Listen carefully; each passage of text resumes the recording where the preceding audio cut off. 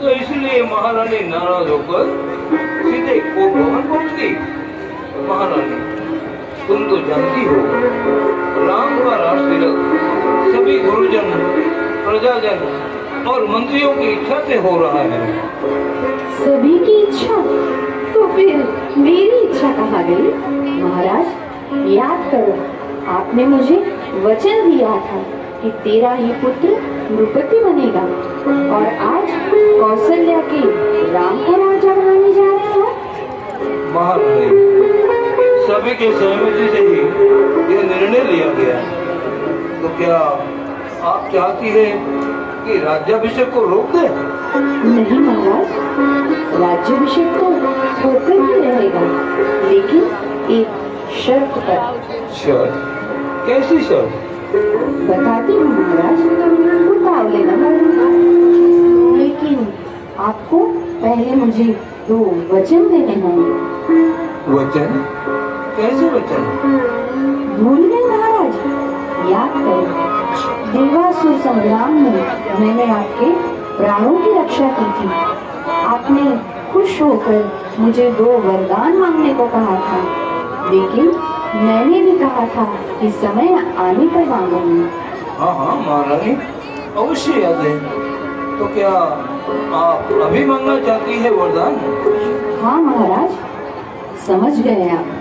लेकिन वचन मांगने से पहले आपको मुझे आश्वस्त करना होगा कि आप उसका पालन करोगे, नहीं तो आपको आपके राम की सौगंध है।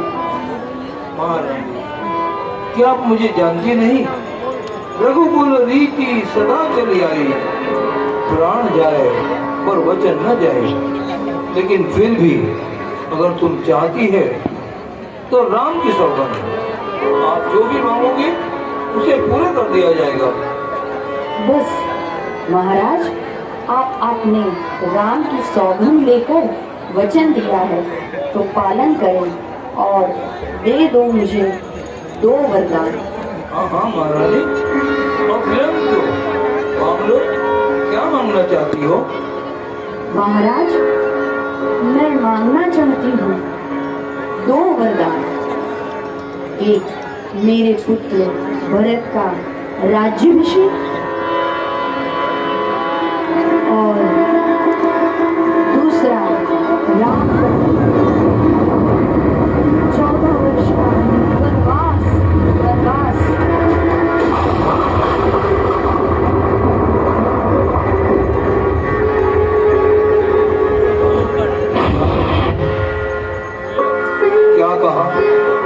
क्या कहा महारानी? भरत को राज्य और राम को वनवास। मेरे प्रिय राम को वनवास। कैकेयी, अरे कैकेयी, कैसी माता थे तू? दुष्ट, इससे तो मेरे प्राण ही मांग लिए होते। इतना कठोर वचन राम को, मेरे प्रिय राम को वनवास। मैं सोच भी नहीं सकता कैकेयी, मैं सोच भी नहीं सकता। राम, मेरे राम।